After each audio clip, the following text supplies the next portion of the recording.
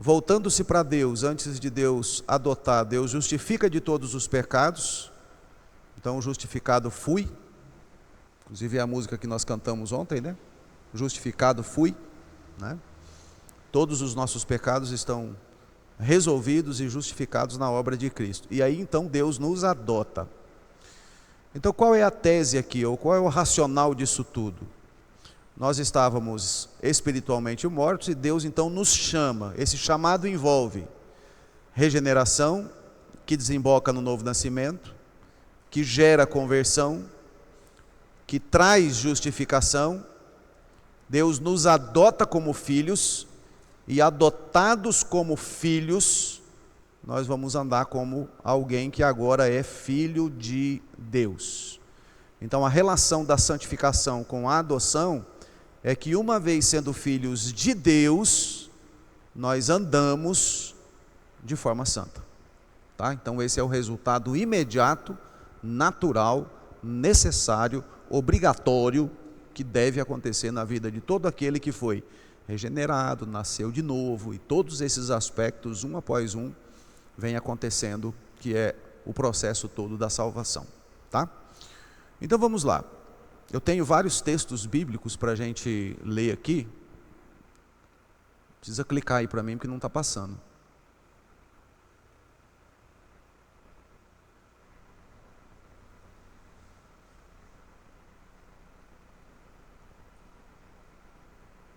Ok.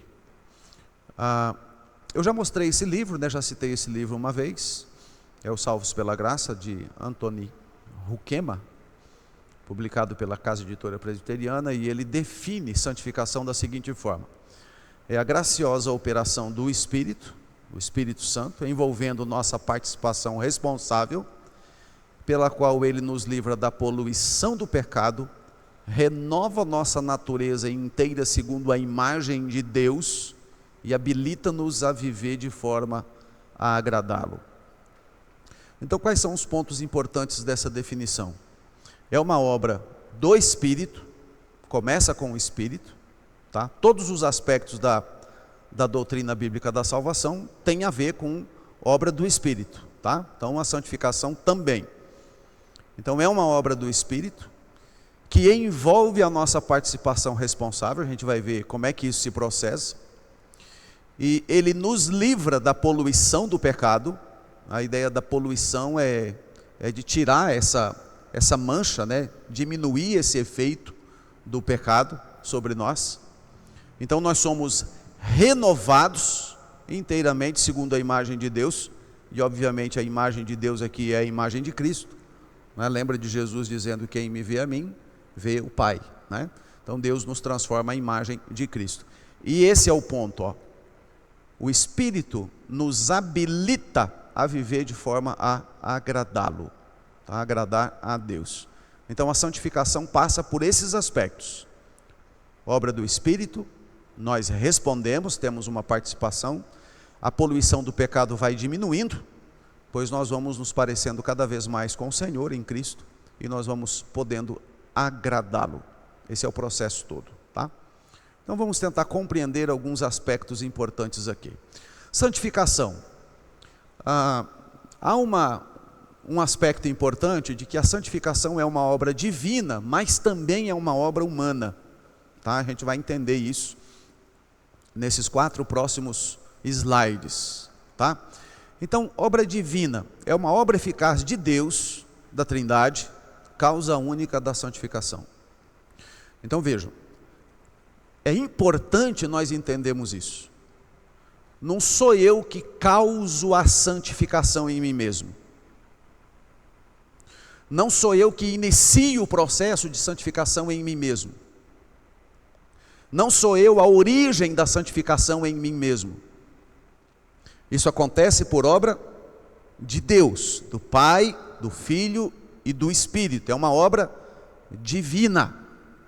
Houve tempo que nós não éramos santos, e Deus nos iniciou nesse aspecto de sermos santos, de experimentar esse aspecto do relacionamento com Deus, de sermos santos, tá? Então, notem, eu vou ler os textos, por favor, os irmãos me acompanhem aí, tá? João capítulo 17, 17, isso aqui é uma oração que Jesus está fazendo, é a oração sacerdotal. Jesus diz ao Pai: santifica-os na verdade, a tua palavra é a verdade. Jesus pede para Deus santificar, santifica-os na verdade, a tua palavra é a verdade. Hebreus 12, 10. Hebreus capítulo 12, versículo 10. O autor aos Hebreus afirma que eles, os nossos pais, do passado, nos corrigiam por pouco tempo, segundo melhor lhes parecia. Deus, porém, nos disciplina para aproveitamento, a fim de sermos participantes da sua santidade. Isso aqui é santificação. Deus nos disciplina, nos prepara, nos aperfeiçoa, para que sejamos participantes da sua santidade. Isso é uma obra de Deus. Deus nos chama para isso. Deus nos habilita a isso. Deus começa isso em nós. Houve tempo que a gente não tinha isso. Então a implantação da santidade vem por obra de Deus o Pai.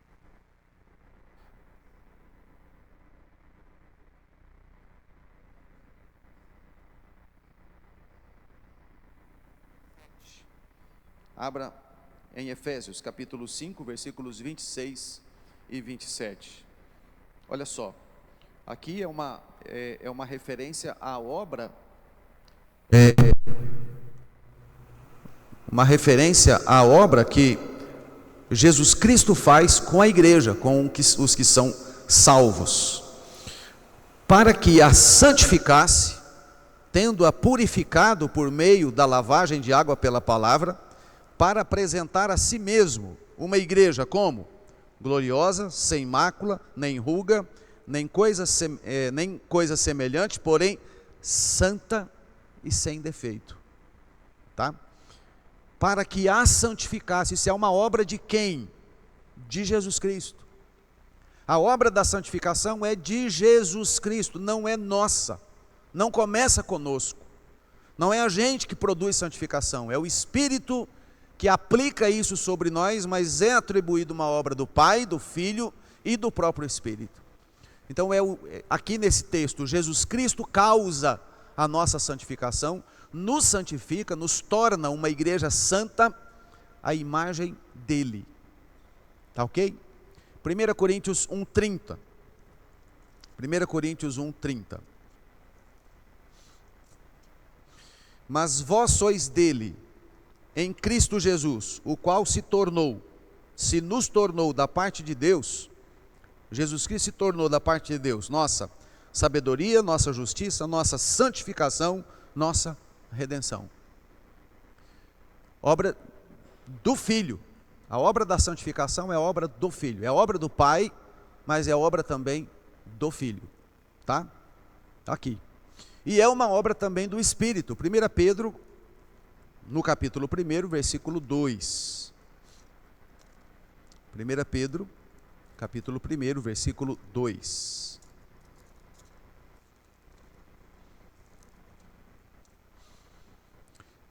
Eleitos segundo a presciência de Deus Pai, em santificação do Espírito, para a obediência à aspersão do sangue de Jesus Cristo, graça e paz vos sejam multiplicadas.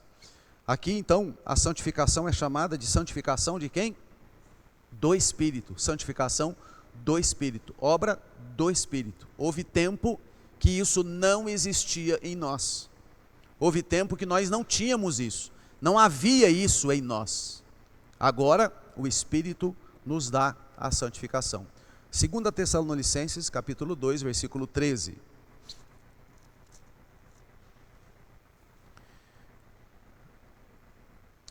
Entretanto, devemos sempre dar graças a Deus por vós, irmãos amados pelo Senhor, porque Deus vos escolheu desde o princípio para a salvação, pela santificação do Espírito e fé na verdade.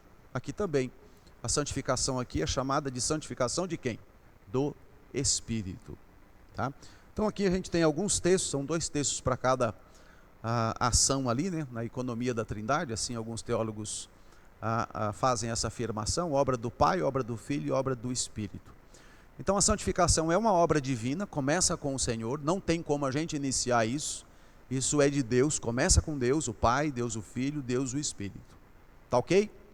Mas também tem a ver como sendo uma obra humana, que é uma resposta participativa e reativa do pecador salvo à graça santificadora.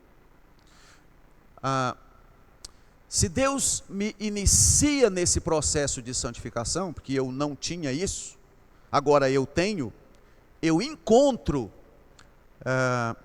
nesses textos, por exemplo, e daqui a pouco eu vou mostrar outros, uma resposta necessária do pecador que se encontrava no estado de morte espiritual, que ele foi regenerado, ele nasceu para Deus, não é? Ele foi depois convertido, ele foi justificado, ele foi adotado, ele foi santificado pelo Senhor, pelo Pai, pelo Filho e pelo Espírito, e agora ele vai responder a isso, e ele vai desejar continuar nesse caminho, ele vai lutar para andar nesse caminho. É essa a perspectiva. Ele vai responder, ele vai reagir a isso, porque Deus iniciou esse processo, e ele então vai se consagrar ao Senhor para seguir nessa linha, andando em santidade com Deus, tá? Veja, por exemplo, os textos. 2 Coríntios 7, 1. Tendo, pois, ó amados, tais promessas, purifiquemo-nos de toda impureza, tanto da carne como do espírito, aperfeiçoando a nossa santidade no temor de Deus. Tendo, pois, ó amados, tais promessas. Então, assim, as promessas aparecem anteriormente, né? E é bem interessante aqui, que sempre na Escritura, um mandamento vem seguido de afirmações propositivas de Deus, de compromisso de abençoar. Não é o contrário. Deus não diz assim, me obedeçam que eu vou abençoar vocês. É o contrário. Deus fala assim, eu abençoo vocês, então me obedeçam. Tá? Se você olhar, por exemplo, os 10 mandamentos não começam, olha, se vocês me obedecerem desse jeito, eu vou ser o Deus de vocês. Não, começa ao contrário. Deus diz assim, eu sou o Deus de vocês. Eu me fiz Deus de vocês. Sou Deus de vocês, vocês são o meu povo. Então assim, vamos andar juntos? Esses são os meus princípios que eu quero que vocês andem comigo. Tá? É interessante a gente observar isso. Essa é uma estrutura, esse é um padrão. Olha, tendo, pois, amados, tais promessas, purifiquemo-nos. Purifiquemo-nos. Qual é a implicação desse verbo? Eu preciso me envolver nesse processo de desejar ser puro, querer ser puro e agir para ser puro. Os irmãos conseguem entender isso? Houve tempo que eu não tinha santidade.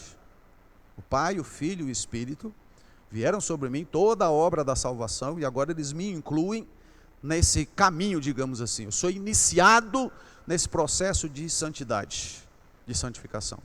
E agora os textos bíblicos vão dizer para mim assim, ó, uma vez que vocês foram iniciados pelo Pai, pelo Filho e pelo Espírito, nesse processo de santidade para andar com o Pai, com o Filho e com o Espírito, vocês agora também andem em santidade, assim como o Pai é santo, o Filho é santo e o Espírito é santo.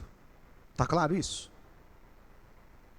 Não tem espaço aqui para alguém que deseja salvação, mas não deseja ser santo. É incompatível. Totalmente incompatível. Não tem salvo-conduto, não é uma liberdade para você pecar, não tem hipercalvinismo, não tem nada disso. O que é que tem aqui? Uma vez que você agora, filho de Deus, é santo porque Deus lhe fez, ande de forma santa. Tá? Olha o outro texto, 1 Pedro 1, 14 a 16. Esses textos vão nos responsabilizando.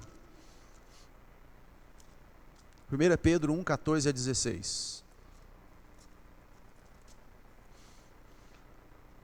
Como filhos da obediência, os irmãos estiveram no culto ontem, um dos aspectos abordados ontem, né, citados, é que no estado de pecado, o pecador é filho de quem? Lembra? Da desobediência.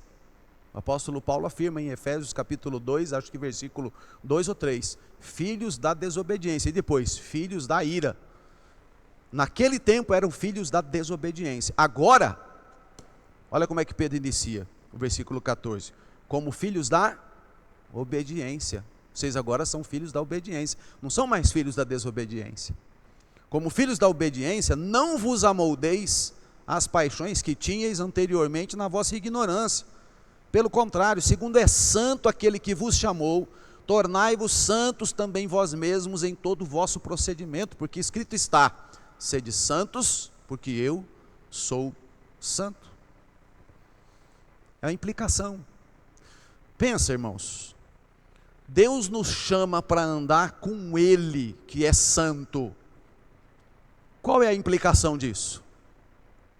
Eu vou andar de forma o quê? Santa. É a implicação imediata, é óbvio. Não tem jeito.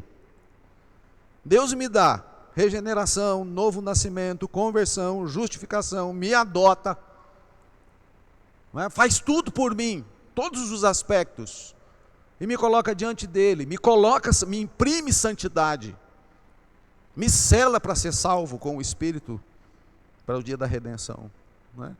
Então assim, como filhos agora da obediência, eu vou fazer o quê? Eu vou ser obediente. Eu não posso mais ter aquelas paixões que eu tinha antes, no tempo e no período que eu era um espiritualmente morto. É incompatível, tá? 1 Tessalonicenses 4:3 até 4:7. Eu vou pedir licença para os irmãos para ler, porque isso tudo aqui é santificação.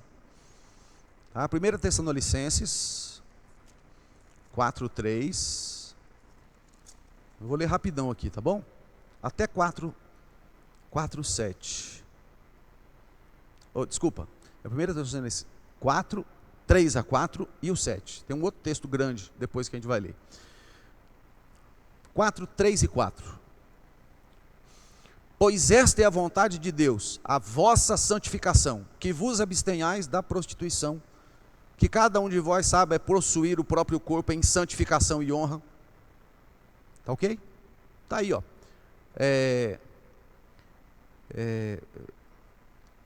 É um pouco incompatível, não sei, talvez quando a gente ouve uma oração assim, ou quando a gente mesmo ora assim, talvez a gente não percebe muito. Senhor, me dá santificação. Deus pode olhar para a gente e falar assim, eu já dei santificação para vocês. Vocês querem mais o quê? Vocês foram regenerados, vocês nasceram, vocês foram convertidos, vocês foram justificados, vocês foram adotados. Você quer que eu dê santificação? Eu já dei santificação. Vocês estão pedindo uma coisa para mim que eu já dei. O que eu tenho que fazer? Esta é a vontade de Deus, a vossa santificação, que vos abstenhais da prostituição. Então Deus vai olhar para mim e vai dizer, você quer santificação? Então deixa de fazer as coisas erradas que está aí, que eu estou dizendo que não é para fazer. Entende? Está claro isso? Que cada um de vós saiba possuir o próprio corpo em santificação e honra. Olha o versículo 7. Porquanto Deus não nos chamou para a impureza, e sim para a santificação. Houve um tempo que a gente não tinha isso, agora a gente tem. E aí então Deus nos chama e nos responsabiliza para a gente viver de forma santa, com o Senhor, andando com o Senhor. Tá? Então essa é uma resposta participativa e reativa da parte de Deus, né, para conosco, e agora a gente responde ao Senhor. Dois outros aspectos que são importantes, que é o seguinte, de uma certa forma eu já abordei isso antes, mas para ficar isso bem marcado aí. Então esse primeiro aspecto aqui é o que a gente chama, né, alguns teólogos fazem essa distinção, é a santificação definitiva. O que é uma coisa definitiva? O que é algo definitivo? É de uma vez, só, pronto, acabou, não tem retoque, não tem reparo, está feito, está completo. Tá? Então assim, há um aspecto da santificação em nós, da parte de Deus, que é definitivo. Deus nos introduz à santificação de forma definitiva. Deus nos torna santos e nunca vai nos tirar essa condição de santos. Houve tempo que nós não tínhamos, mas Deus nos incluiu nesse processo e a partir de então passamos a ter. Somos santos, fomos santificados. Então é algo definitivo, é algo completo. É algo que Deus coloca em nós que nós não tínhamos, nos dá e nós vamos carregar o resto da nossa vida aqui e isso vai nos acompanhar para a glória. E lá nós vamos ser a imagem perfeita de Cristo quando formos glorificados. Então houve tempo que a gente não tinha santificação e Deus implantou isso em nós. Tá? Ele pôs isso, implantou. É a definição, é a santificação definitiva. A outra é progressiva, a gente vai ver depois. Então ela é realizada de uma vez por todas como um ato completo e definitivo. Olha só alguns textos aí. 1 Coríntios 1:2. 1 Coríntios 1:2. O apóstolo está escrevendo esta carta, né, aos Coríntios, e ele diz lá: a igreja de Deus que está em Corinto, aos santificados em Cristo Jesus, aos chamados santos. Essa expressão para ser lá no original não aparece, é chamados santos, é denominados santos, é como se eles tivessem agora nova identidade, eles são santos, com todos os que em todo lugar invocam o nome do Senhor. Então é a ideia aqui de algo definitivo. Vocês foram santificados em Cristo. Teve tempo que vocês não tinham isso, agora vocês têm. Vocês foram santificados, vocês são chamados santos. Então, meu irmão, em Cristo Jesus você é um santo, sabia disso? Em Cristo Jesus você é uma santa. Esse conceito, obviamente, não representa perfeição e inerrância de pecaminosidade. Tá? Qual que é a ideia de alguém ser chamado e considerado por Deus como santo? Alguém que recebeu a marca distinta do próprio Deus, sendo selado pelo Espírito e guardado nessa condição de ser santo, de ser separado por Deus, de andar com Deus, de estar com Deus, de viver com o Senhor, de ter sido chamado para o Senhor. Então, houve tempo que você não era assim, agora você é. Deus fez isso de forma completa. Você é um santo em Cristo e continuará sendo durante todo o tempo que você passar aqui na terra, e você não vai perder essa condição. E quando você chegar na glória, você vai receber um upgrade, digamos assim. Você vai ser glorificado, porque você foi iniciado esse processo aqui. Então aqueles que Deus inicia esse processo aqui, vão caminhar e vão chegar na glória. Tá ok? Olha o outro texto, 1 Coríntios 6:11. Tais fostes alguns de vós. Isso aqui é uma referência a pecados, né, que aparecem aí nos versículos 9 e 10. Tais fostes alguns de vós. Vocês tinham esse tipo de vida, mas vós vos lavastes, fostes santificados, fostes justificados em o nome do Senhor Jesus Cristo e do Espírito do nosso Deus. Vocês foram santificados.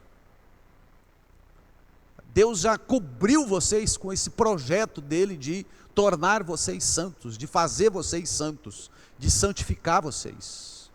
Isso é algo definitivo. Acontece uma vez para sempre. Não tem interrupção. Deus não santifica hoje e dessantifica amanhã. Deus não dá essa santidade para alguém hoje e amanhã ele tira, interrompe. Não, agora eu não quero mais porque não dá, não tem jeito, né? Você perdeu. Não é assim que funciona. Deus regenera, ele nasce de novo, ele converte, ele é justificado, ele é adotado e ele é santificado. É a marca do novo crente em Cristo, né? Da pessoa que experimenta a salvação. Efésios 5, 25 e 26. De novo, né? Esse texto a gente já citou, mas ele é importante. 25, começa lá. Maridos, amai vossa mulher, como também Cristo amou a igreja e a si mesmo se entregou por ela, para que a santificasse, tendo-a purificado por meio da lavagem de água pela palavra, para apresentar a si mesmo, igreja gloriosa, tal, sem defeito. Qual que é a ideia aqui? A igreja, você que é membro da igreja invisível, você que foi salvo, você que foi regenerado, nasceu de novo, enfim, todos esses aspectos, você faz parte da igreja. Então, a igreja que você participa, que você compõe como corpo de Cristo, está unida a Cristo, foi santificado. Você está ligado a Cristo. Lembra de Jesus dizendo assim, olha, meu pai é o agricultor e eu sou o quê? Meu pai é o agricultor, eu sou?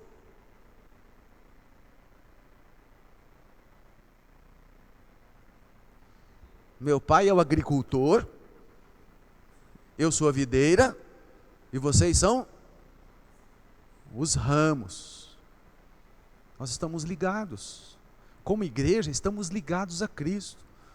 Os teólogos chamam isso de união mística. Há uma união com Cristo, queridos, e ninguém pode nos tirar dessa posição. Fomos unidos como parte do corpo de Cristo, nós somos a igreja foi santificada, você recebeu isso, definitivamente você recebeu isso de uma vez por todas. Houve tempo que você não tinha isso, mas você foi inserido no corpo de Cristo. Todos esses aspectos da santificação, da salvação, agora a santificação, você faz parte. Então Cristo trouxe você para Ele, para o corpo dEle, para pertencer a Ele, para ser santo. Você é um santificado, de forma definitiva. Amém, queridos? Estamos seguros, né? Bênção isso demais, né? Que coisa mais maravilhosa. Então essa é a santificação definitiva. Agora, nós temos o que a gente pode chamar aqui de santificação progressiva. E obviamente, a santificação progressiva significa, né, que é algo que vai sendo progressivo enquanto a vida perdurar sobre a face da terra. Então, como é que a gente faz isso? Como é que é essa santificação progressiva? Deus nos inicia no processo e agora a gente, com a ajuda de Deus, a gente vai ver mais para frente aí sobre a questão da perseverança dos santos, mas nós vamos perseverar nesse caminho. Então, quero ler com os irmãos aí esses textos. Romanos 8,13. Olha que interessante isso. Romanos 8,13. Desafiar os crentes da igreja aqui, para chegar no final do ano que vem, saber o capítulo 8 de Romanos de cor. Quem souber vai ganhar uma bala. 8,13. Porque se viverdes segundo a carne, caminhais para a morte. Mas se pelo Espírito mortificardes os feitos do corpo, certamente vivereis. Olha a ideia. Se eu tenho o Espírito, o que é que espera de alguém que tem o Espírito? Nesse contexto todo. O que é que espera de alguém que foi mergulhado pelo Espírito na comunhão com o Pai, com o Filho e com o Espírito? O que é que o texto diz? O que é que se espera de alguém assim? A mortificação do próprio corpo, que é aqui a figura do pecado. Se viverdes segundo a carne, caminhais para a morte, mas se pelo Espírito mortificardes os feitos do corpo, certamente vivereis. Qual que é a ideia aqui, irmãos? É de verdadeiramente você pisar os pecados, você abafar os pecados, mortificar os pecados, se esforçar o máximo que você puder para lutar contra, para abafá-lo, para vencê-lo. Não é como que se você olhasse para ele e visse que ele é um inimigo seu. Você personificar isso e você ir contra ele para esmurrá-lo, para destruí-lo, para se esforçar o máximo que você puder para destruir completamente o pecado na sua vida. É isso que esse texto está dizendo. Essa que é a perspectiva. 2 Coríntios 7,1. Esse texto a gente já leu também, mas ele é interessante, é importante. Tendo, pois, ó amados, tais promessas, purifiquemo-nos de toda impureza, tanto da carne como do espírito, aperfeiçoando a nossa santidade no temor de Deus. Purifiquemo-nos de toda impureza. O que se espera de um crente, gente? Que ele, de fato, tenha uma vida pura, que ande com Deus em santidade, que se dedique ao Senhor, que ame ao Senhor, que viva para o Senhor. Colossenses 3, de 1 a 17, olha, esse é um texto grande, depois tem um maior ainda. Mas é tudo aqui sobre santificação. Olha lá, Colossenses 3, de 1 a 17. Colossenses 3, de 1 a 17. Portanto, se fostes ressuscitados juntamente com Cristo, buscai as coisas lá do alto, onde Cristo vive, assentado à direita de Deus. Pensai nas coisas lá do alto, não nas que são aqui da terra, porque morrestes e a vossa vida está oculta juntamente com Cristo em Deus. Quando Cristo, que é a nossa vida, se manifestar, então vós também sereis manifestados com Ele em glória. Fazei, pois, olha que interessante essa expressão, né? Fazei, pois. Esse pois aqui tem a ver com o que a gente acabou de ler antes e com o que vem depois. Fazei, pois, uma vez que vocês foram ressuscitados com Cristo e foram assentados juntamente com Cristo, buscando as coisas lá do alto, então se isso é o estilo de vida de vocês, fazei, pois, morrer o quê? A vossa natureza terrena. E agora ele dá nome a essa natureza terrena com os pecados. Quais são? Prostituição, impureza, paixão lasciva, desejo maligno, avareza, que é a idolatria. Por estas coisas é que vem a ira de Deus sobre os filhos da desobediência. Então assim, a ira de Deus se revela contra os pecadores que praticam todas essas coisas. Agora, pare e pensa um pouco. Eu fui santificado, eu fui tirado dessa vida. Eu era um filho da desobediência, eu era filho da ira. Agora Deus me justificou, todos aqueles aspectos, agora eu pertenço ao Senhor, eu estou andando em santidade. Como é que eu vou desejar, querer, me alegrar num estilo de vida que pertence a um tempo em que a ira de Deus permanecia sobre mim e eu não era filho dele? Essa é a forma de raciocinar que eu preciso ter. Olha a sequência, o versículo 7.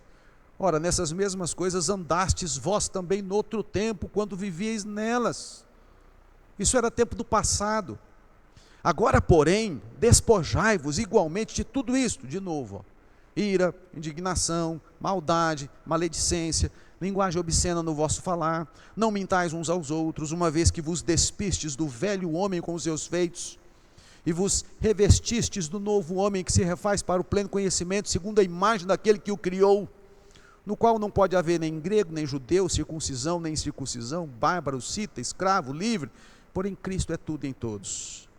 Revesti-vos, pois, como eleitos de Deus, santos e amados, de ternos afetos de misericórdia, de bondade, de humildade, de mansidão, de longanimidade. Suportai-vos uns aos outros, perdoai-vos mutuamente, caso alguém tenha algum motivo de queixa contra outrem. Assim como o Senhor vos perdoou, assim também perdoai vós. Acima de tudo, porém, esteja o amor, que é o vínculo da perfeição. Seja a paz de Cristo árbitro em vosso coração, a qual também fostes chamados em um só corpo, e sede agradecidos. Habite ricamente em vós a palavra de Cristo, instruí-vos, aconselhai-vos mutuamente em toda sabedoria, louvando a Deus com salmos e hinos e cânticos espirituais, com gratidão em vosso coração, e tudo o que fizerdes, seja em palavra, seja em ação, fazei-o em nome do Senhor Jesus, dando por ele graças a Deus Pai. Esse é o estilo de vida daquele que entendeu o evangelho da graça, que foi introduzido nesse processo todo, e que vai despir-se do velho homem, que era característico do tempo em que alguém era filho da ira e filho da desobediência. Então ele não vai fazer mais aquelas coisas, e ele vai passar a fazer outras, que é característico de alguém que foi revestido do novo homem, segundo Cristo Jesus. Esse é o caminho da santidade. Então, se você foi iniciado nesse processo, é essa a sua luta, meu irmão. Essa é a minha luta, de me despir daquilo que era do tempo passado, para poder praticar aquilo que é agora, no tempo em Cristo Jesus. Perceba, isso aqui não tem nada a ver com fazer essas coisas para ser salvo. Mas eu vou fazer essas coisas por quê, irmãos? Porque eu já sou salvo.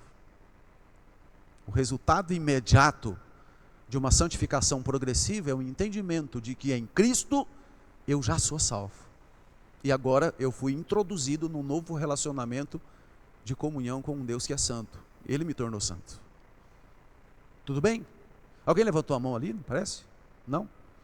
Parece que eu vi alguém levantando a mão. Ok. O outro texto é longo também, mas eu quero ler, tá? Faz parte aqui do nosso processo aqui. Vamos lá. Efésios 4, 17 em diante. Olha que coisa linda que a gente tem aqui, ó. Efésios 4, 17 em diante. Isto, portanto, digo e no Senhor testifico, que não mais andeis como também andam os gentios, na vaidade dos seus próprios pensamentos, obscurecidos de entendimento, alheios à vida de Deus por causa da ignorância em que vive, pela dureza do seu coração, os quais, tendo se tornado insensíveis, se entregaram à dissolução para com avidez cometerem toda sorte de impureza. Mas não foi assim que aprendestes a Cristo. Se é que de fato tendes ouvido e nele fostes instruídos, segundo é a verdade em Jesus, no sentido de que, quanto ao trato passado, vos despojeis do velho homem que se corrompe segundo as concupiscências do engano, e vos renoveis no espírito do vosso entendimento, e vos revistais do novo homem criado segundo Deus em justiça e retidão que procedentes da verdade. Por isso, deixando, e aqui vem os pecados, deixando a mentira, fale cada um a verdade, substitui. Se você mentir, não mente mais, porque somos membros uns dos outros. Irai-vos e não pequeis, não se põe o sol sobre a vossa ira, nem deis lugar ao diabo. Aquele que furtava, não furte mais, antes trabalhe fazendo com o bem, né? Fazendo com as próprias mãos o que é bom, para que tenha com que acudir ao necessitado. Não saia da vossa boca nenhuma palavra torpe, e sim unicamente a que for boa para edificação, conforme a necessidade, e assim transmita graça aos que ouvem.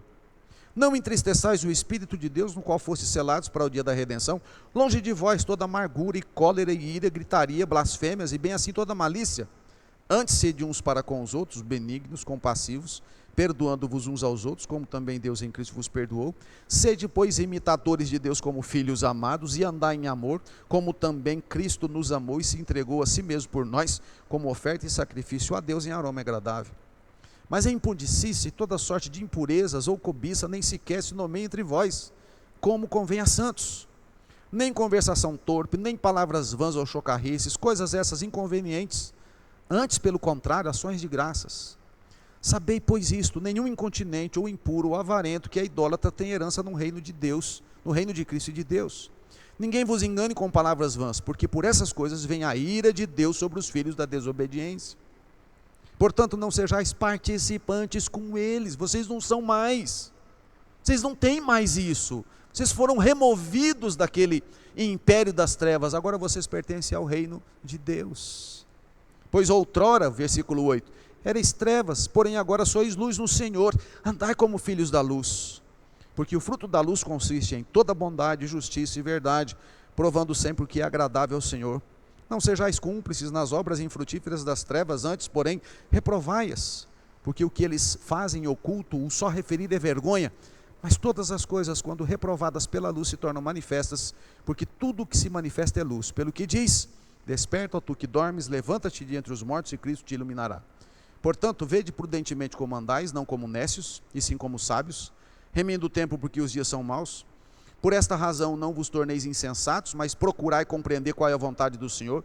Não vos embriagueis com o vinho no qual há dissolução, mas enchei-vos do Espírito, falando entre vós com salmos, entoando e louvando de coração ao Senhor, com hinos e cânticos espirituais, dando sempre graças por tudo a nosso Deus e Pai, em nome de nosso Senhor Jesus Cristo, sujeitando-vos uns aos outros no temor de Cristo. 2 pontos. Eu já explico por que eu falei 2 pontos. Então observe que parece que o versículo 18 é o ápice. Então olha, o que você fazia naquele tempo, você não vai fazer mais. Por quê? Porque agora você é santo. Então você vai, ao invés de se deixar ser dominado pelo vinho, e é uma figura bem interessante que Paulo utiliza aqui, o único, como é que eu vou dizer isso? A única situação que você pode se deixar ser dominado, nenhuma outra, que você pode se deixar ser dominado, é pelo Espírito. Nenhuma outra, mas pelo Espírito sim. Então, enchei-vos do Espírito. Aqui a expressão no grego é estranha para a gente, é uma espécie de imperativo passivo. A gente nem tem como declinar isso aqui no português, né? A ideia é uma ordem: se deixe e ao mesmo tempo se encha. É um imperativo passivo. É algo que você faz, mas que você precisa que o outro faça sobre você. É um negócio estranho, mas enfim. Então você vai se encher do Espírito. Como? Tem aqui as orientações de Paulo. Olha. A vida em comunidade, como é que você fala em salmos, entoa, louva de coração o Senhor com hinos e cânticos espirituais? Em que contexto isso se dá? Na comunhão da igreja, do povo de Deus. A santidade se desenvolve na comunhão do povo de Deus, irmãos. Versículo 20. Tendo um coração agradecido por tudo. Como é que eu agradeço por tudo? Crendo na providência de Deus, que Ele é o meu Senhor. Né? E sujeitando-vos uns aos outros no temor de Cristo. 2 pontos. Por que tem 2 pontos aqui? Porque assim, essa ideia de sujeição mútua, sujeição uns aos outros no temor de Cristo, é uma submissão mútua que aparece aqui na sequência, versículos 22 a 33, marido e mulher, capítulo 6, versículos 1 a 4, pais e filhos, capítulo 6, versículos 5 a 9, patrões e empregados. Então são esses 3 níveis, marido e mulher, pais e filhos, patrão e empregado. Existe uma submissão mútua do marido para com a esposa, ele precisa se submeter à esposa, ele precisa ser submisso à esposa, e a esposa precisa se submeter a ele. A submissão do marido à esposa é amar a esposa como Cristo amou a igreja, e a submissão da esposa ao marido é a submissão da igreja a Cristo. A igreja se submete à liderança plena e completa de Cristo, que a ama de forma sacrificial e incondicional. É a mesma ideia. Pais e filhos. Os pais são responsáveis pelos filhos, não devem tratá-los de forma a causar neles ira. E os filhos devem obediência aos pais, porque eles são responsáveis pelos filhos. Patrão deve tratar o empregado de forma honrosa e digna, porque ele tem um patrão que está sentado no trono. E o empregado vai servir e desenvolver seu trabalho, a sua tarefa na empresa, eu estou atualizando aqui para os dias de hoje, não apenas à vista do patrão, porque ele serve a Deus. A ideia de ser cheio do Espírito é a ideia de ser um crente consagrado ao Senhor, que anda de mãos dadas com o Senhor em santidade em todos os aspectos. É o que vai aparecer aqui.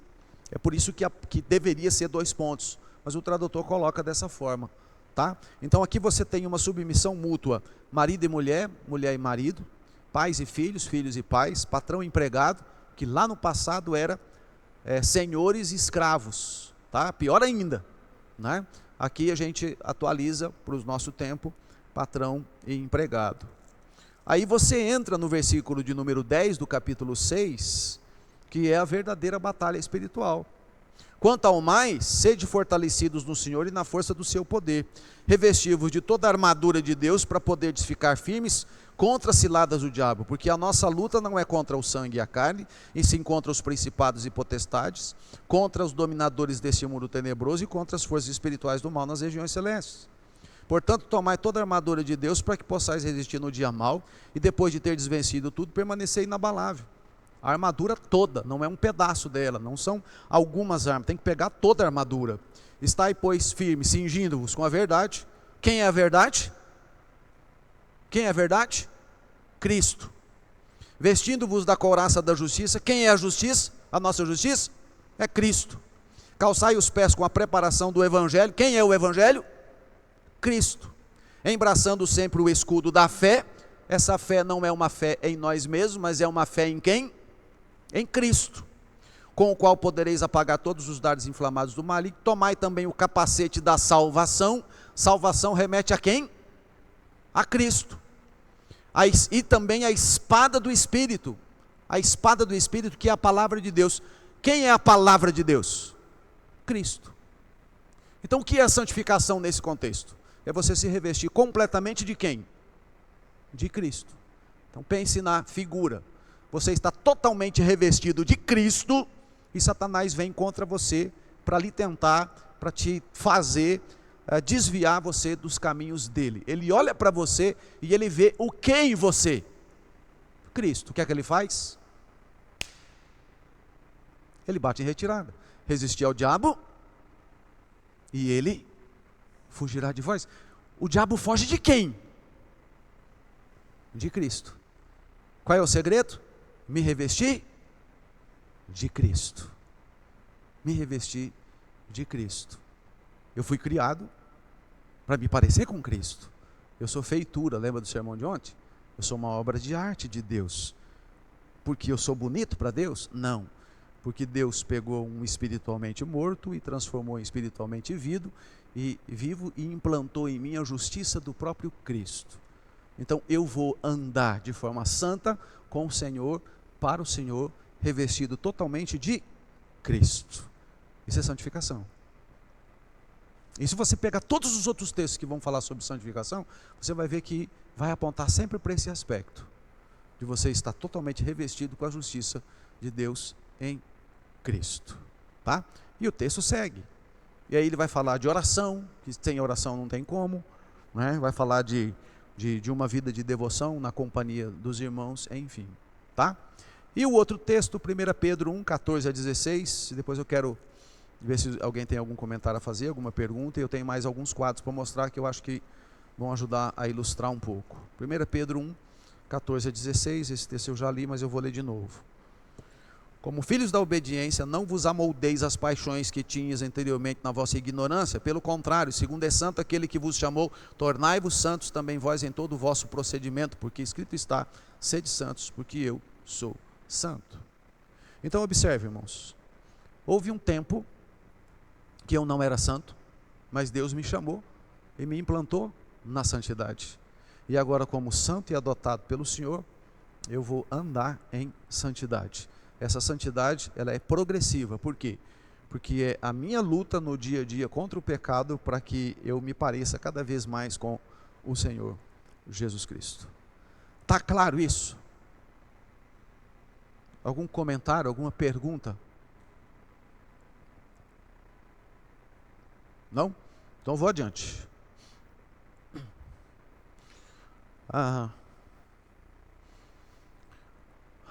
Quais são os alvos da santificação, então? Dois aspectos. Primeiro, aperfeiçoamento do povo de Deus. Nós já somos filhos de Deus, mas ainda não somos o que haveremos de ser. Isso aqui é importantíssimo, tá, gente? 1 João 1, 1 a 3. É muito importante a gente entender isso. Daqui a pouco eu vou mostrar um quadro que vai ficar mais claro ainda, eu espero. 1 João 3, de 1 a 3. Ó. Vede que grande amor nos tem concedido o Pai, a ponto de sermos chamados filhos de Deus, e de fato somos filhos de Deus. Por essa razão o mundo não nos conhece, porquanto não o conheceu Ele mesmo. Amados, agora somos filhos de Deus, e ainda não se manifestou o que haveremos de ser. Sabemos que quando Ele se manifestar, seremos semelhantes a Ele, porque haveremos de vê-lo como Ele é. E assim mesmo se purifica todo o que nele tem essa esperança, assim como Ele é puro. Quais são os conceitos que estão presentes aqui? Nós já somos filhos de Deus? Sim ou não? Sim. Mas nós já somos filhos de Deus na plenitude de glória que nós seremos? Sim ou não? Não. Ainda pecamos contra o Senhor. Na música que cantamos ontem, que aprendemos ontem, justificado eu fui, santificado sou, glorificado serei. Então eu já não sou mais o que eu era: filho da ira, filho da desobediência, morto espiritual, condenado. Mas eu ainda não sou o que eu vou ser. Eu vou ser glorificado, a imagem perfeita de Cristo. Eu estou nesse intervalo. Não sou mais o que eu era, mas eu ainda não sou glorificado. Então, nesse intervalo, eu ainda peco contra o Senhor. A minha luta é não pecar contra o Senhor, mas sim me aperfeiçoar. Ser aperfeiçoado para andar em santidade. E aí o texto diz: a si mesmo se purifica todo o que nele tem essa esperança, assim como Ele é puro. O meu Jesus é puro, Ele me purificou. Não é? E agora eu vou andar de forma pura. Tá? Então, essa obra da santificação de Deus em nós visa o nosso aperfeiçoamento. Nós vamos sendo aperfeiçoados, de glória em glória, de fé em fé. Né? O autor da música lá foi cirúrgico. Não é? Agora, o aperfeiçoamento do povo de Deus não é o fim em si mesmo. O objetivo maior da santificação é a glória do próprio Deus. Então, se você observar em Efésios 1, 3 a 6, e todo o capítulo 1 vai mostrar isso de Efésios, né, que você tem aqui, parece que um hino, em 3 partes, né, quando o Pai elege, o Filho salva e o Espírito Santo sela. O Pai elege na eternidade, o Filho salva no tempo presente da história humana e o Espírito sela para a eternidade, o passado, o presente e o futuro. Agora, observem, Efésios 1, 3 a 6. Bendito o Deus e Pai de nosso Senhor Jesus Cristo, que nos tem abençoado com toda sorte de bênção espiritual nas regiões celestiais em Cristo, assim como nos escolheu nele antes da fundação do mundo para sermos, o quê? Santos e irrepreensíveis perante ele, e em amor nos predestinou para ele, para a adoção de filhos, por meio de Jesus Cristo, segundo o beneplácito, o prazer, a bondade dele. Para quê? Com qual objetivo? Versículo 6. Para louvor da glória da sua graça, que ele nos concedeu gratuitamente no amado. Então, a obra de Deus de santificar o seu povo e de nos introduzir nesse processo, e nós nos santificarmos progressivamente, redunda em glória para quem? Para Deus. Deus é glorificado, Deus é exaltado. Então, na medida em que um filho de Deus, numa luta contra o pecado, né, vence o pecado, Deus é glorificado, Deus é exaltado, Deus é... Alexandre, dá uma olhada aí para ver se aconteceu alguma coisa, por favor. Deus é exaltado, Deus é glorificado, Deus é... o nome de Deus é exaltado. Pensa, por exemplo, em Jó. Né? Qual foi a tentativa de Satanás de derrubar Jó? Era para mostrar para Deus que Jó era um interesseiro. Ele só serve ao Senhor assim por causa das bênçãos que o Senhor dá para ele. Tira as bênçãos que ele vai blasfemar na tua face. E aí Jó perde tudo, e Jó não blasfema na face de Deus, ao contrário, fica provado no texto que Jó amava a Deus, não por causa dos benefícios e dos bens que Deus lhe dava, mas Jó amava a Deus por causa de Deus. A bênção de Deus para Jó não era a razão e o motivo de Jó amar a Deus, e sim Deus na essência, quem ele é, o ser, a pessoa de Deus. Tá ok? Então, os alvos da santificação são esses: o aperfeiçoamento do povo de Deus e a própria glória de Deus. Deixe-me tentar ilustrar para os irmãos o seguinte, eu acho que isso aqui ajuda bastante. Eu já mostrei esse quadro, talvez alguns dos irmãos vão se lembrar, faz bastante tempo que eu mostrei esse quadro, mas vamos lá. Então aqui eu quero ilustrar como é que é a vida de um pecador que nasce, vive e morre em estado de pecado sem a graça de Deus. Tá bom? Então consideremos, né, o seu nascimento físico e a sua morte física. Tá ok? Nascimento físico, segundo as Escrituras, ele nasce na condição de pecador, então em estado de pecado. Se ele nasce na condição de estado de pecado, ele é um morto espiritual, certo? Tudo bem? Ele não está ferido, ele está morto, espiritualmente ele está morto.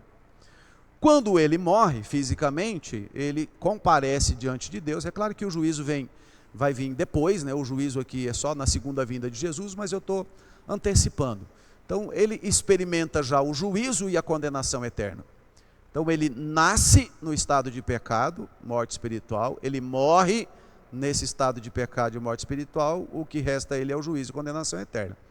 Então, se você pensar bem, ele nasce condenado, ele morre condenado e eternamente ele estará condenado. Tá ok? Tudo bem? Espero que nenhum de vocês esteja nessa condição. Eu sei que eu não estou. Aí cada um cuida do seu. Tá bom? Não sei como é que você vai fazer aí. Eu espero que verdadeiramente você esteja no outro quadro. Tá ok? Vamos lá. Então o pecador nasce, vive e morre em estado de pecado, sem a graça de Deus. Qual é o outro quadro? Agora sim, o pecador que nasce em pecado, e todos nós nascemos nessa condição, evidentemente, né, a gente pode até ter exceções. Por que eu digo que tem exceções? Porque assim, essa questão de salvação não depende definitivamente da gente, a gente tem que entender isso. As Escrituras dizem que João Batista era cheio do Espírito Santo aonde? No ventre materno. Então, até mesmo antes de João Batista ver a luz do sol, digamos assim, ele já era salvo. A obra da salvação já tinha sido aplicada sobre ele ainda no ventre materno. Tá ok? Muito bem. Então vamos lá. Mas, em geral, o pecador nasce em pecado, mas experimenta a graça salvadora de Deus. Então, como é que é o quadro na vida desse indivíduo? Vamos lá. Ele nasce, nascimento físico, e ali vai ser o dia da sua morte física. Tá? Ele nasce, teoricamente, nessa condição, estado de pecado, a morte espiritual. Tá ok? Mas ele não está na condição anterior. A condição dele aqui é diferente. Vai chegar um momento na vida desse indivíduo, o que vai acontecer? Deus vai entrar na vida dele com a obra da graça. E aí vai acontecer com ele todos esses aspectos. Ele vai ser chamado pelo Senhor, e esse chamado de Deus acontece com ele todos esses aspectos da obra da salvação. Tá? Então a regeneração acontece imediatamente, né, o novo nascimento, que é a sequência natural da regeneração. A conversão também vem como resultado imediato do novo nascimento, né? Ele é justificado de todos os seus pecados, ele é adotado por Deus como filho, ele recebe a santificação definitiva, pois ele não tinha, tá ok? E aí inicia o que a gente chama de santificação progressiva. Evidentemente, aqui eu vou incluir os dois outros aspectos que a gente ainda vai estudar, mas eu acho que é importante deixar aqui, que enquanto a santificação progressiva está em franco desenvolvimento, é onde acontece a perseverança dos santos, que a gente vai estudar no próximo ponto nosso, próxima segunda-feira, se Deus assim permitir. E a partir da morte física, o crente então em Cristo experimenta a glorificação. Esses são os aspectos todos da salvação, da obra da salvação que Deus implementa em nós. Mas eu quero frisar aqui, né, que esses aspectos aqui, eles são imediatos. Por favor, não achem ruim comigo de eu enfatizar isso aqui sempre. A regeneração não acontece e o novo nascimento acontece 2 anos depois. Não. A regeneração acontece, imediatamente o novo nascimento segue-se, imediatamente a conversão segue, imediatamente a justificação segue, imediatamente a adoção segue, imediatamente a santificação definitiva acontece. E imediatamente esse indivíduo começa a santificação o quê? Progressiva. A santificação progressiva é o período de tempo do crente sobre a face da terra antes da sua morte ou antes da segunda vinda de Jesus. A gente não sabe o que vai acontecer primeiro, certo? A gente não sabe o que vai acontecer primeiro. Eu estou colocando aqui morte física, que é o que normalmente acontece. Mas se Jesus vier antes, tá? Então a morte física não vai acontecer. Então veja, a santificação progressiva vai acontecer. Por que o crente ainda peca contra Deus, pastor? Por uma razão simples, porque ele ainda não foi glorificado. É porque ele está aqui, nesse processo. Isso aqui já aconteceu, isso já aconteceu, isso já aconteceu, isso já aconteceu, isso já aconteceu, isso já aconteceu, e isso aqui está acontecendo. E vai acontecer até o dia que ele morrer, ou Jesus voltar, o que acontecer primeiro. Enquanto esse período de santificação progressiva acontece também a perseverança. Ele vai perseverar até o fim. Perguntas, comentários? Eu ainda tenho alguns quadros aqui para mostrar para os irmãos. Uma pergunta aqui, outra lá. Estou sem microfone aqui, mas pode falar. Fala alto aí, Fábio.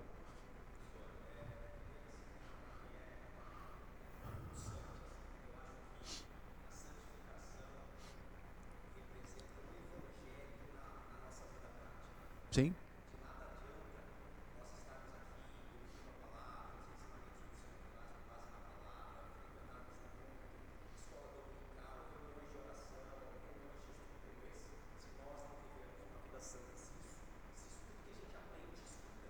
Uhum. Sim. Sem dúvida. Uhum. Sim. Sim.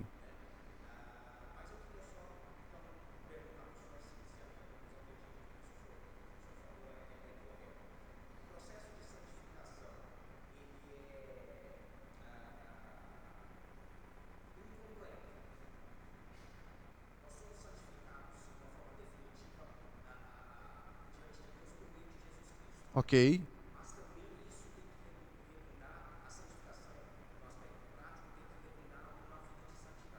Ok. Ok.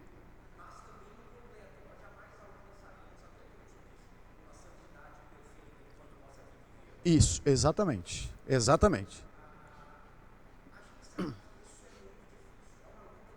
Sim, sim, sim.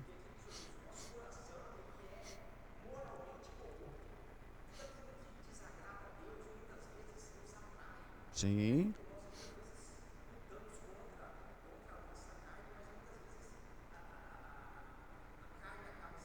Uhum. Sim.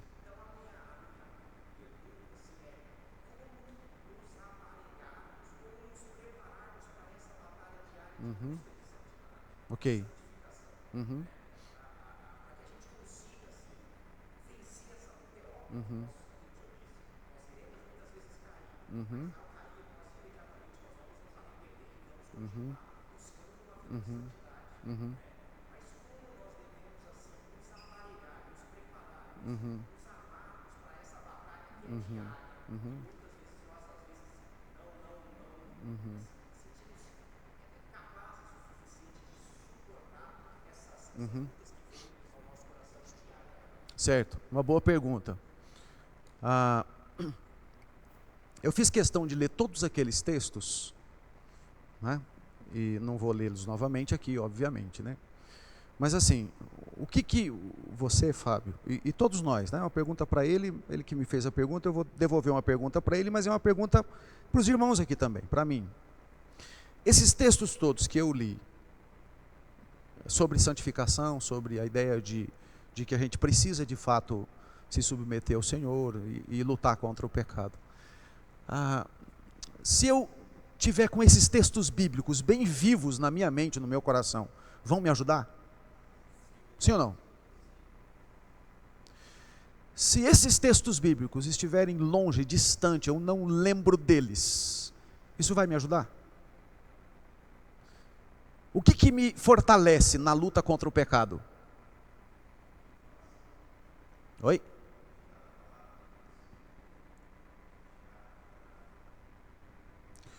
Se eu me esqueço da palavra, se eu não estou nem aí para a palavra, se eu não amo a palavra, se eu não me alimento da palavra, eu vou me enfraquecer.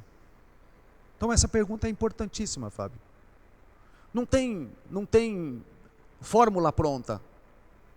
E cada um de nós é tentado em aspectos diferentes.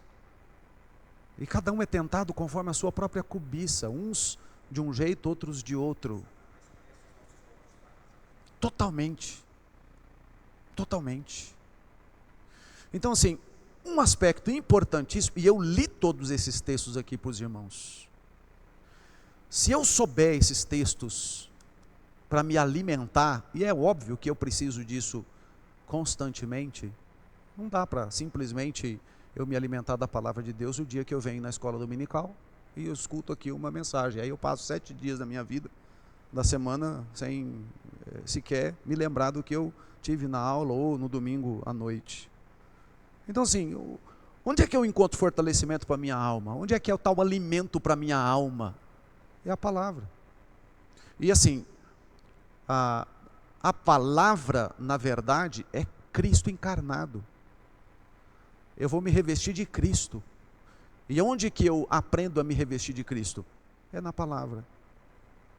Então a palavra é um caminho para eu me fortalecer. Quando Jesus foi tentado, como é que Jesus respondeu à tentação? Citando a palavra. Se eu não conheço a palavra, então uma das formas que eu tenho para me santificar é me alimentar da palavra. Alguém falou da oração? O Senhor Jesus disse, olha, é,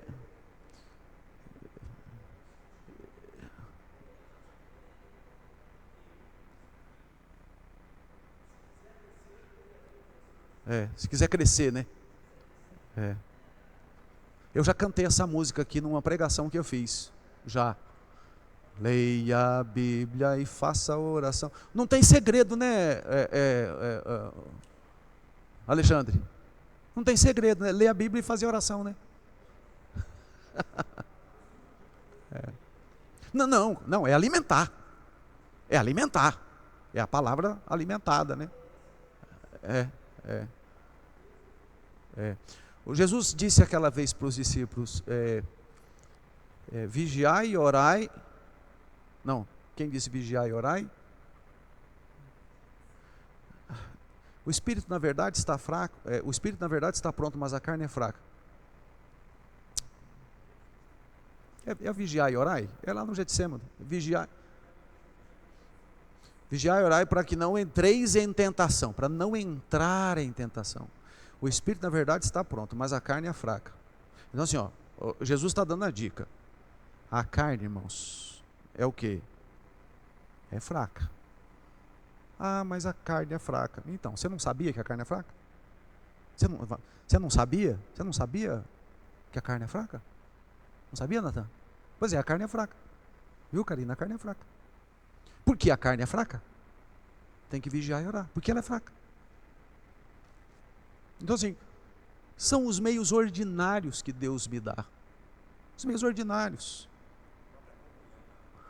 Não, sem dúvida nenhuma. O texto aqui, não é? Ser cheio do Espírito. Qual é o contexto onde eu sou cheio do Espírito? É falando entre vós uns salmos, hinos, cânticos espirituais. Esse é o contexto da comunhão da igreja, do povo de Deus, onde eu sou alimentado, onde eu tenho fortalecimento espiritual, onde eu encontro, né, fortalecimento em todos os aspectos, onde eu aprendo da Escritura, onde eu sou edificado. Né? Então assim, num certo sentido, Fábio, não tem muito segredo.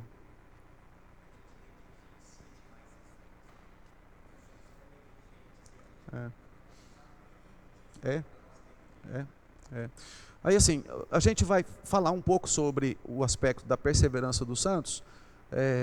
A ideia da perseverança. E assim, onde é que a gente encontra força para perseverar? É na Escritura, é na palavra. Ela é fonte, ela é alimento para nós. Tá? Então, o caminho é esse. Não tem outro. Não tem uma outra coisa assim. O que eu posso fazer? É o fortalecimento com os meus irmãos, e a igreja, é a oração, é a leitura da Bíblia, é o alimento diário da minha vida. Me revestir de Cristo. Me revestir de Cristo. Tá? Alexandre?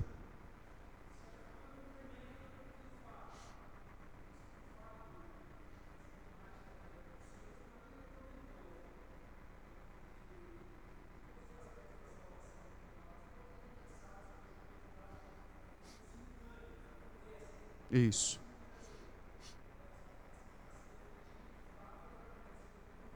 Isso.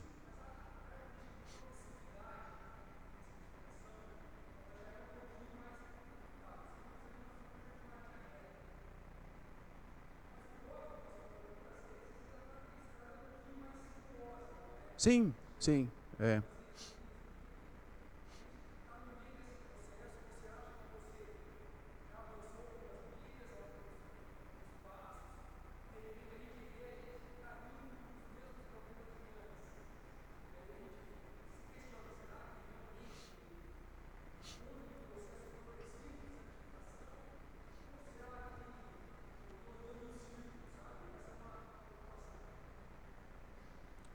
Você me deu uma ideia. Eu acho que eu vou refazer esse quadro e vou botar aqui acho que eu vou botar uma linha meio que.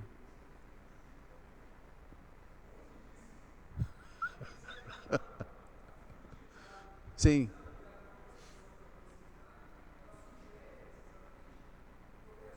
Sim, sim. Isso. Não, sim, sim, você tem razão. Esse é o ideal. A ideia aqui, quando eu montei esse quadro, né, e a gente sempre pode aperfeiçoar, mas eu vou pensar nisso, viu, Alexandre? É a ideia, assim, de que a gente sai desse ponto aqui e vai chegar aqui, na glorificação, né?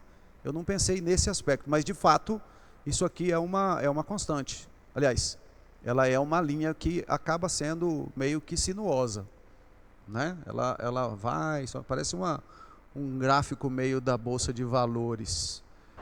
É, é, é. Agora, um ponto importante, Alexandre, acho que a gente não pode esquecer nunca disso. Não é só a salvação que é obra da graça de Deus pelo Evangelho, que Deus nos dá e nos alcança, mas a obra da santificação também é pelo Evangelho. O que isso significa? A gente se lembra, por exemplo, de João, dizendo assim: filhinhos, essas coisas vos foram escritas para que não pequeis. Esse é o ideal. Não pequeis. Jesus perdoa o pecado daquela mulher lá e diz para ela: vai e não peques mais. Não é?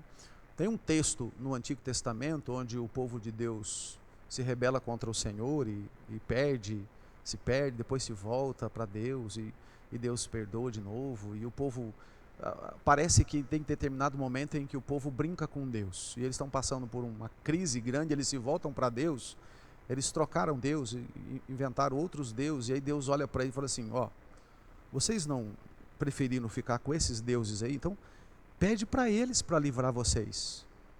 Deus é meio irônico. Vocês não me trocaram, vocês não me esqueceram, vocês não deram as costas para mim? Por que vocês não pedem para esses deuses que vocês estão servindo aí, para livrar vocês? Aí o texto lá diz o seguinte, que o povo se humilhou diante de Deus, o povo chorou pelo seu pecado, o povo entendeu de fato que ele tinha pecado contra o Senhor, tiraram aquelas coisas, houve arrependimento genuíno e sincero, e aí o texto diz assim: e Deus já não pôde reter a sua compaixão. Porque o nosso Deus, irmãos, é um Deus que tem prazer na misericórdia. Nós somos filhos de Deus. Você tem filhos, eu também tenho, os irmãos têm filhos. Quando um filho erra e a gente corrige, quando o filho erra, ele não deixa de ser nosso filho. Ele continua sendo nosso filho. Há uma restauração.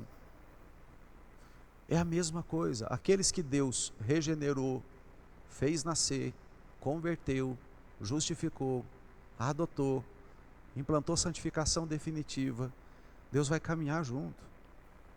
Os pecados estão resolvidos. Quando a gente peca contra o Senhor, não é Deus que levanta a barreira, somos nós que levantamos barreira. O nosso pecado é uma barreira, porque nós levantamos. Eu vou mostrar num outro quadro aqui, daqui a pouco, esse aspecto. Já passo para você, Abinadab. Então, esse aspecto de repente, pecar contra o Senhor, a gente fica com um coração pesado de ter pecado contra o Senhor e carregando um fardo, como que, pensa num pecado como se fosse uma porta. Pega uma porta grande aí, e aí você peca contra o Senhor. O que é que você faz? Você pega esse pecado e você coloca esse pecado sobre você, e você se separa de Deus. Que o pecado faz isso. Do ponto de vista de Deus, os pecados que nós cometemos contra Ele, já estão aonde, irmãos? Foram resolvidos aqui, ó. Mas é óbvio, eu não posso ter cara de pau de achar que eu pequei contra alguém e vai ficar tudo bem sem eu pedir perdão, me arrepender e for para a pessoa e dizer: ó, você me perdoa? É a mesma coisa com o Senhor. Então, quando eu peco contra Deus e fico carregando um pecado, um peso, uma porta, me separando de Deus, eu fico imaginando Deus olhando para mim e falando: para que tu está carregando isso? Por que você não vai lá na cruz do meu filho, acerta isso comigo, e é lá que a gente resolve essa coisa? Tira esse peso de você. Para que a gente fica carregando isso, irmãos? Então assim, o processo de santificação também é pelo Evangelho, porque quando a gente peca, onde é que a gente resolve isso? É na cruz, pelo que Cristo já fez por nós. Então assim, a justificação me livra da culpa e da condenação, a santificação me limpa no dia a dia, no meu relacionamento com Deus, a glorificação me livra da presença, né? Vamos dizer assim, extingue o pecado.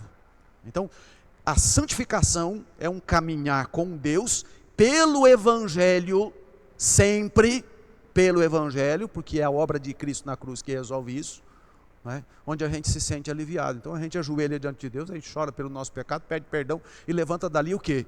Leve a porta, some, desaparece. Quem pôs ela ali? Nós. Quem vai tirar? O sangue de Cristo. O que é que a gente precisa fazer? Ô Senhor, me perdoa.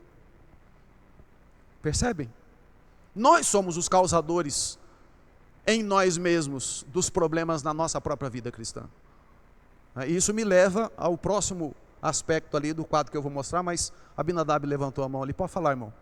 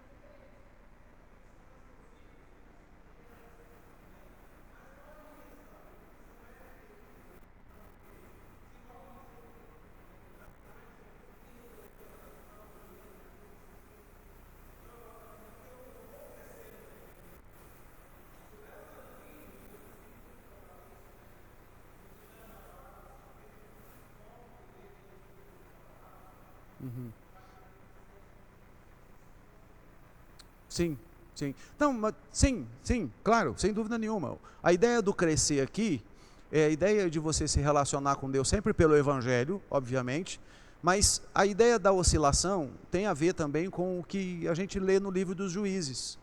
Fizeram o que era mal perante os olhos do Senhor, pecaram contra o Senhor. Eles se arrependeram, eles se voltam para Deus, e Deus os perdoa. Então é a ideia assim, o pecado leva a gente meio que para baixo, o perdão nos traz de volta. Então essa é a ideia da oscilação, né? Com a intenção, obviamente, e às vezes sem intenção. O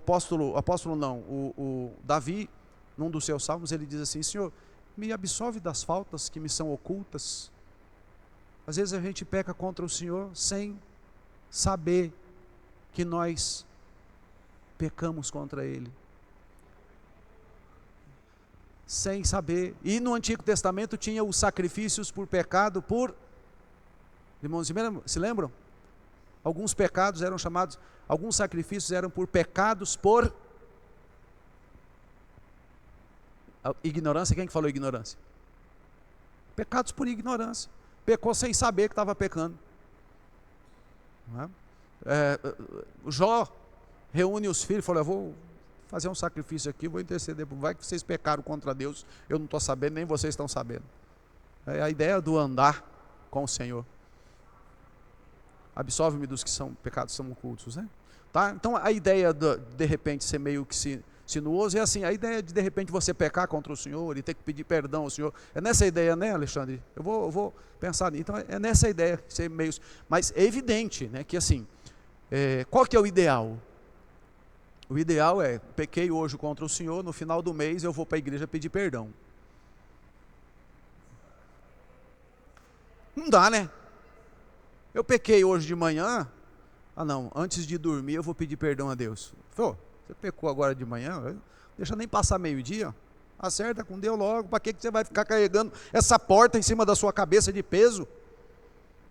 Né? Tem uns que esperam chegar no dia 31 de dezembro para ir à igreja. Agora eu vou expiar todos os meus pecados dia 31 de dezembro. Rapaz, a melhor coisa que tem é: não se põe o sol sobre a vossa ira.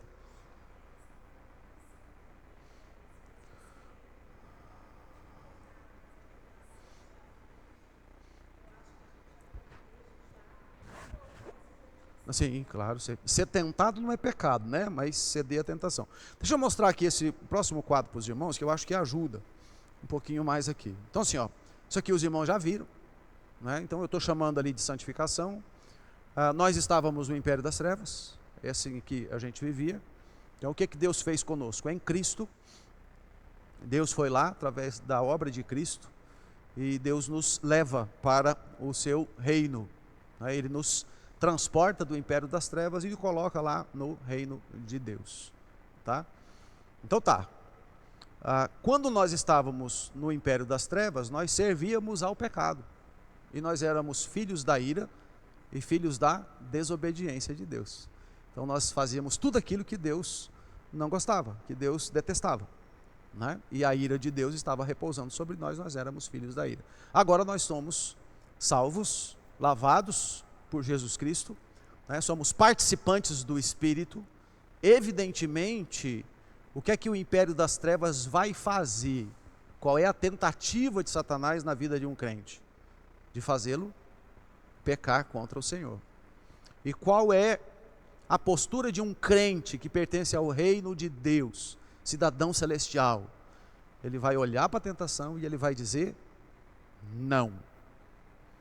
Ele não vai deixar de andar com o Senhor para voltar a fazer e praticar coisas que ele fazia no tempo em que ele era filho das trevas, filho da ira, filho da desobediência, como alguém espiritualmente morto. Mas e se ele fizer? Então, se ele fizer, ele se relaciona com Deus pelo Evangelho. Como é que é se relacionar com Deus pelo Evangelho? Senhor, pequei, fiz o que é mal perante os teus olhos, de maneira que serás tido por justo no teu falar e puro no teu julgar. Me perdoa. Filhinhos, essas coisas vos escrevo para que não pequeis. Se todavia alguém pecar, temos advogado, Jesus Cristo o justo diante do Pai. Os nossos pecados são perdoados.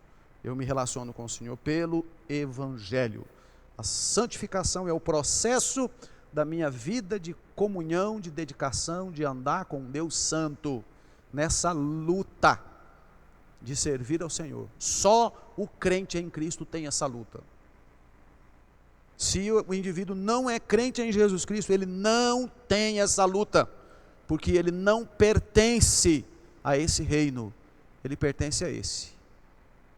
O crente não, o crente tem luta, ele quer servir a Deus, tá ok? Esse era o quadro final que eu queria mostrar. Acho que ajuda, né? Eu gosto de desenhar essas coisas, acho que eu fico pensando ali, fico imaginando como é que eu posso fazer isso e tal. Eu acho que isso aí, para mim, eu acho legal, né? Eu espero que ajude os irmãos aí a entender isso. Tá ok, irmãos? Então esse é o aspecto da santificação. Tá ok? Alguma outra questão? Não? Certo aí? Certo aí, Arnaldo? Certo, Dayana? Certo, Jamil?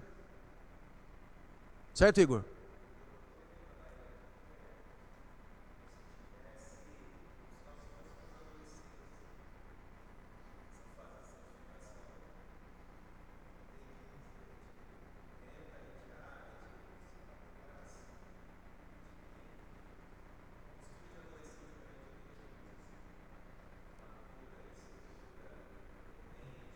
Sim, sim, sim, num certo sentido, sim. Pensa no filho pródigo.